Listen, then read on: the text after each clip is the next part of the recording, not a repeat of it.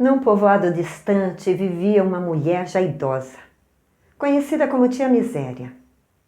Em sua modesta cabana havia apenas uma cadeira para se sentar, um colchão para que ela pudesse dormir, o seu cachorro que lhe fazia companhia e a pereira no seu quintal. Tinha também um filho de nome Ambrósio, que aliás faz trocadilho com a palavra hambre, em espanhol, que significa fome. Até porque a fome é filha da miséria.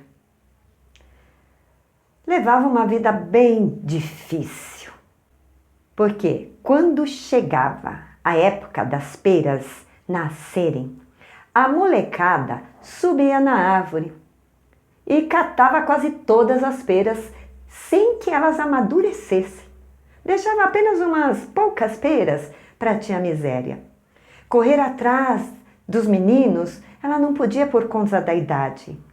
Às vezes atiçava o seu cachorro contra as crianças, mas bastava que o pobre do animal se aproximasse para que os meninos lhe atirassem pedra. E o cachorro saía numa disparada choramingando. Era difícil a situação dela.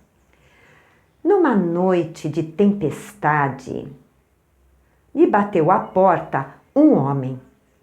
Quando Tia Miséria viu, o homem todo encharcado pediu para que ele entrasse.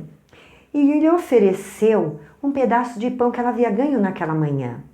Depois, à noite, deu o seu colchão para que ele descansasse e ela acomodou uns trapos no chão para dormir. No dia seguinte, não deixou que o homem saísse antes de comer algo, porque como ele ia caminhar de barriga vazia, porque haviam lhe prometido uma sopa e que ele esperasse um pouquinho. Mas ele disse que não, que teria de ir embora. Mas a mulher insistia tanto que ele foi obrigado a lhe contar quem realmente ele era. Era um santo do céu que Deus havia mandado para a terra a fim de saber como andava a solidariedade entre as pessoas. Por isso fora dar ali na casa de Tia Miséria. E muito grato a ela, disse que poderia pedir qualquer coisa que ele lhe concederia a graça. Inicialmente, ela não quis nada, mas pensando no problema de sua pereira, disse ao santo do céu: então eu queria pedir o seguinte, que quem subir na minha pereira só consiga sair dela se eu deixar. Claro que o santo permitiu. Depois foi embora. Quando a estação das peras veio, a meninada já correu para catar as frutas. E claro que aquelas crianças ficaram todas grudadas na pereira o dia inteirinho, porque Tia Miséria só chegou depois, à noite.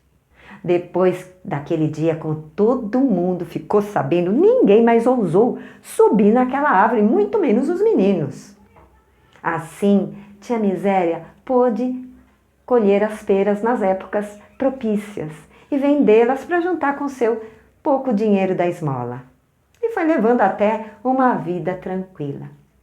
Os anos foram passando e Tia Miséria foi ficando com a idade muito avançada, para lá dos 90 anos.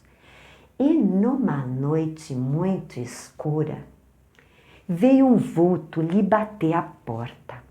Quando ela foi atender, parecia ser de mulher, de homem.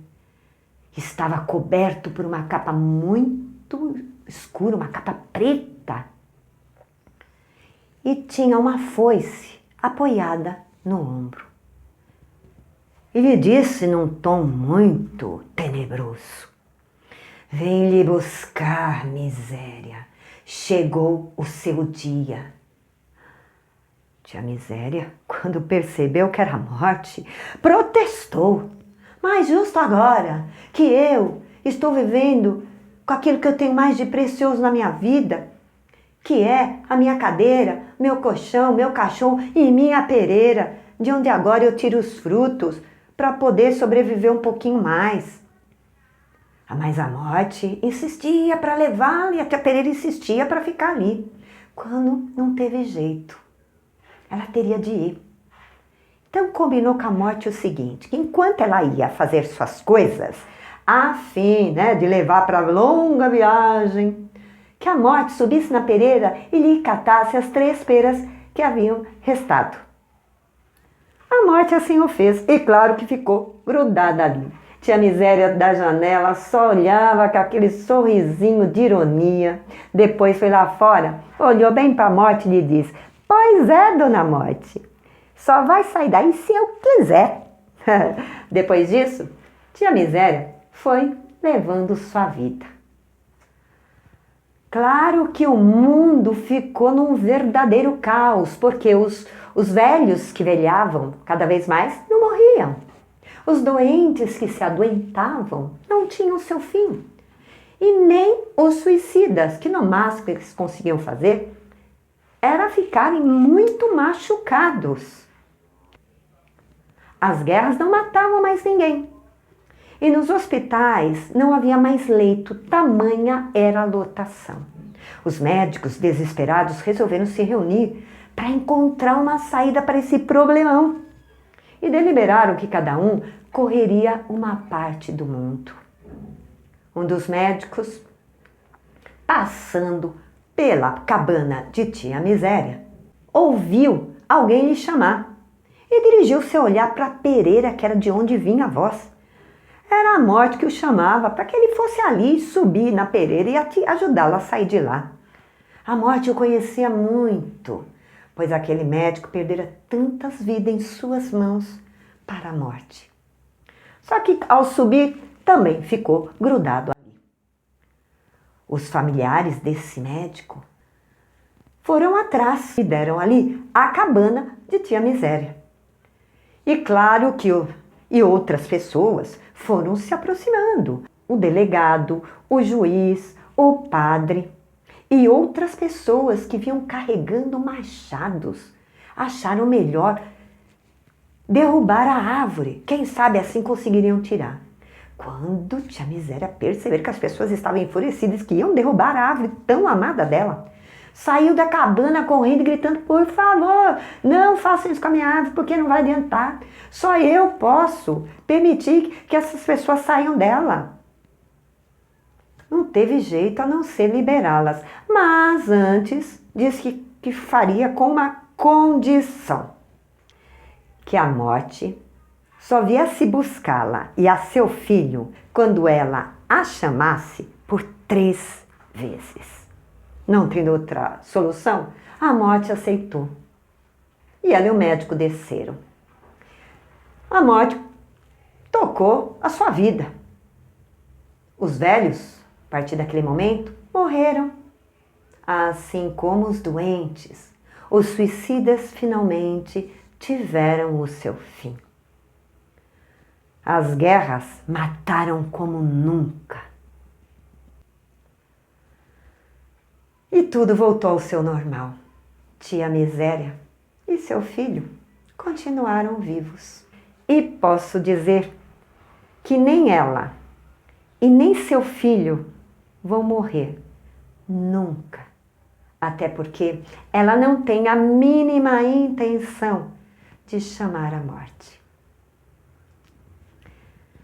Vi ontem um bicho na imundície do pátio, catando comidas entre os detritos. Não examinava, nem cheirava. Engolia com voracidade. O bicho não era um cão, não era um gato, não era um rato. O bicho, meu Deus, era um homem. Poema O Bicho, do poeta Manuel Bandeira, do modernismo do século XX.